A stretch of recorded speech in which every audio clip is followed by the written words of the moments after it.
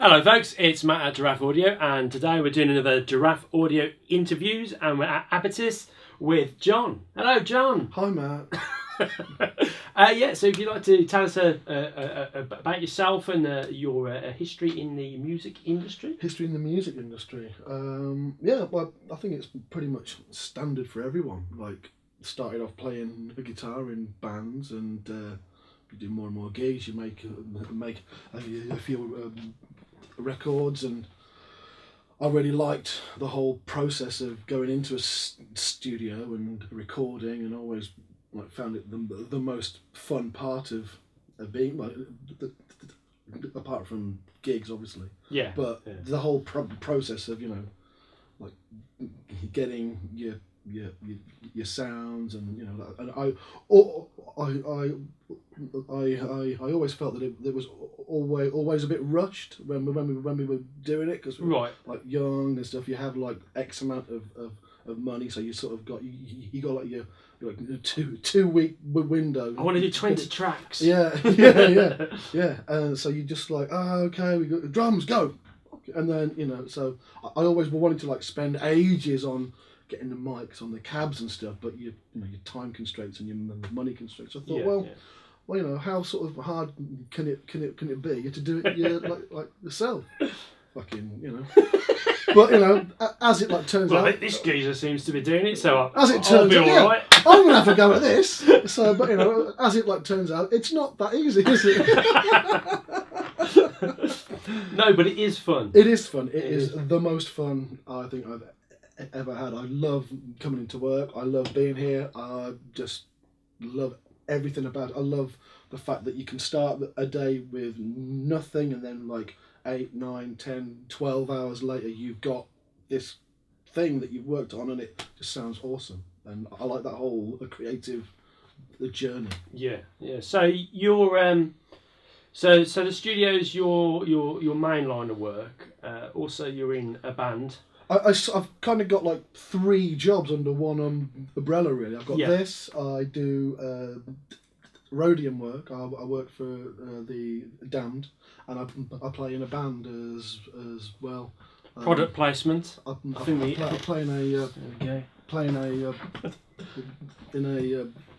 in a country and western band. Is it? Well, yeah. In a metal band. So, okay, cool, great stuff. Do you want to tell us a little bit about the studio then? Tell us about what kind of gear you use, software you're using. As most sort of studios, you sort of your gear evolves as you go along. You start off with something, and then you get bits and pieces more. I get most of my stuff from this dodgy audio company in Birmingham. They're okay, but the coffee's a bit rubbish. No, always full of the compliments. I've just changed as well. I've just changed to these Antelope audio. I've got the Orion and the Satori. So how are you finding those? I absolutely love them. They sound. I've had a few different converters. I had the Lynx Aurora. I've had the Universal Audio Apollo. But I love these the most. It just sounds amazing. It sounds really. So is it suiting your workflow? I mean, you use a Soundcraft Ghost, and you track through the desk. Mm-hmm. Yep. But you don't mix. I mix in the box, because I don't have X amount of money to spend on wonderful racks of outboard gear. Although the rack seems to be growing. It's on its way. There's a nice few bits and pieces in there. I've got some nice 500 series modules, courtesy of said audio the company. Really liking these Meris mic pre's, the Meris 440s. Yeah, I love them. Brilliant. They're really nice. They are absolutely for great. a guitar, mainly, obviously. But and I've just been loaned a Mercury 7 reverb So I'm gonna have that. Give that a blast in a minute. Great stuff. So what's kind of your process then? Your kind of recording process, your mics are you using, and you know that kind of thing. Pretty bog standard, really. Like with drums, I've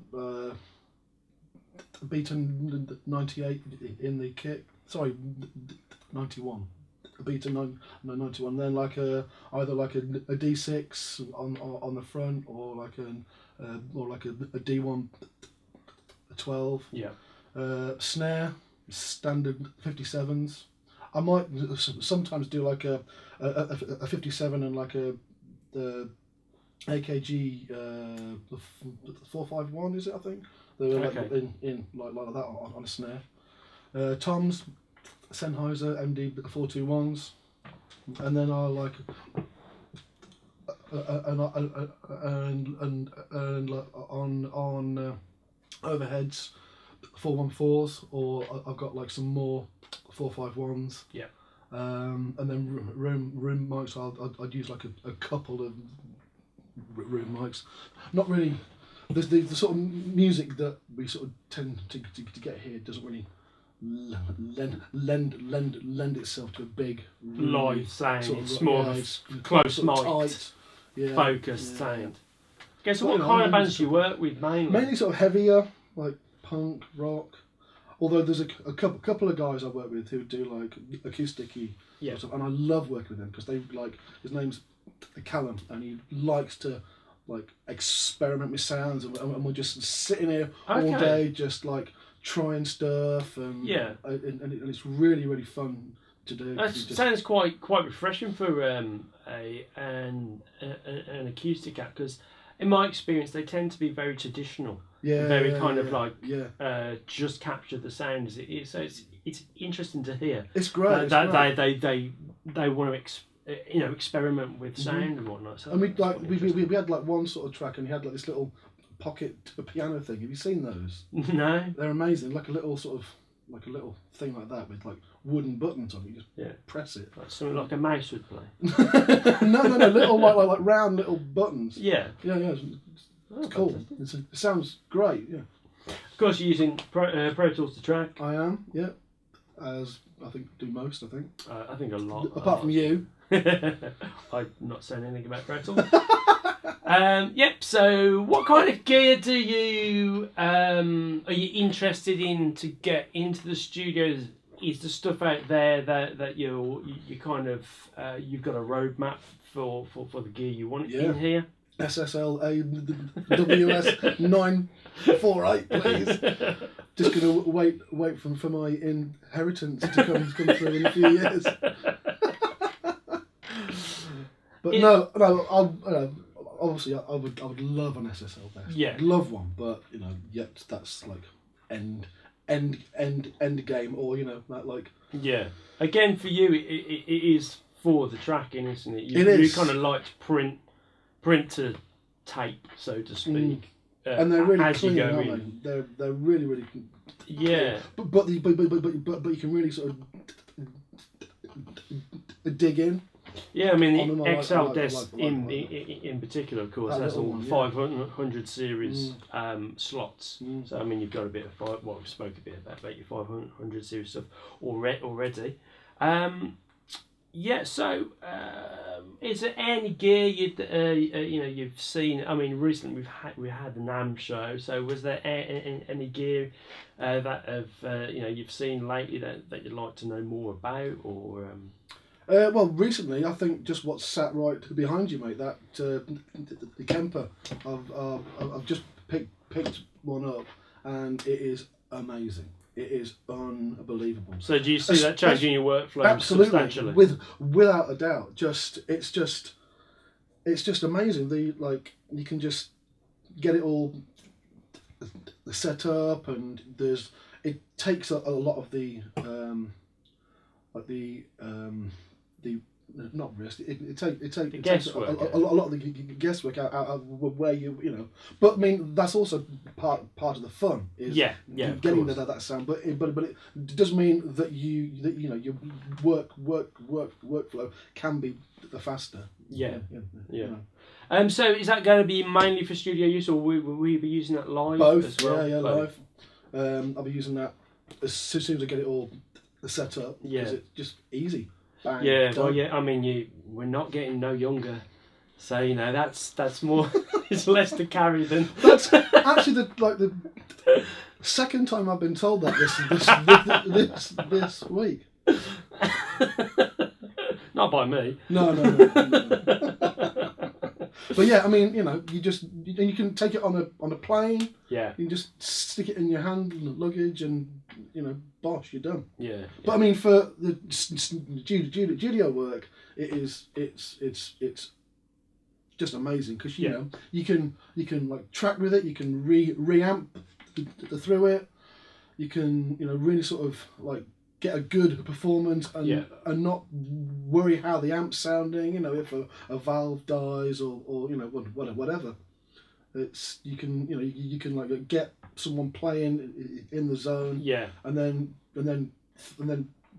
worry about the sound afterwards. Yeah. You know. Yeah. Which some capture the people performance like, and then be concerned about the tone. Yeah. Which some people will like and some won't. But but it's there as an option, isn't it? So do you tend to when recording bands, are you very much in the vein of tracking dubs? So it's track by track, and it's not so much a live band all playing at the same time, or is it a mixture? I think it would depend on the band. I mean, now I've got this new gear. I could do a whole band in one go. Yeah. But not but I think the band has to be tight live. Yeah. Yeah.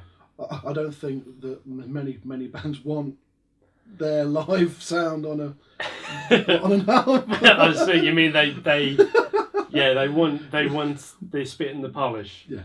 Okay. So any sorry, but I like doing like drums first and then because then I just think it just gives you more sort of the flexibility. And scope. Okay, great. Any projects you're working on at the moment? I've got a few bands coming in and going at the moment. Got mainly sort of heavy punk, sort of punk rock, metal sort of stuff. A few bands from Akov. Got a guy coming again. That guy who's coming in to do some more acoustic stuff. Good mate. Great stuff. Just going back to the gear, really. Also, the software side, like I said, you use Pro Tools. What kind of plugins do you use? Do you have a set number of plugins you go to all the time, or does it change from project to project or track to track?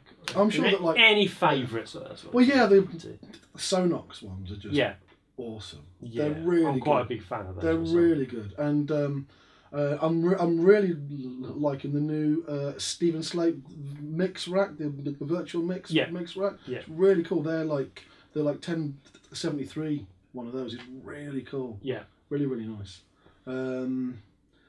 I don't know. You sort of get into like a little rut of like, okay, I've got this. I always use this plugin on that. Yeah, so, that's my sound. Yeah, I'd like try and mix it up a bit, but it's but and again it's like the doing that versus like time constraints. Of course, like the bands want it now. Do you know what I mean? I suppose as well, working within the box for you, because you're moving projects from project to project. I presume bands, they'll book some time to do some work, but in between the recording and the mixing, there may be sessions between. Exactly. So you need it to be total recall. Yeah. And all that. Really appreciate you. Actually, I'll let him. I'm going to leave this. Rewind for the spit take. You take a sip of your coffee, and then I'll thank you for taking a sip of your coffee. There we go. But thanks a lot for allowing us to come in and see the studio, and of course do this interview. Yeah, mate. You're always welcome. The kettle's always on. And thank you for this wonderful new Meris Mercury 7 reverb. Yeah, we're But very you can't keen. see. Yeah, we're very keen to hear your thoughts on that. Yeah. And yeah, thanks to John, and we'll see you next time.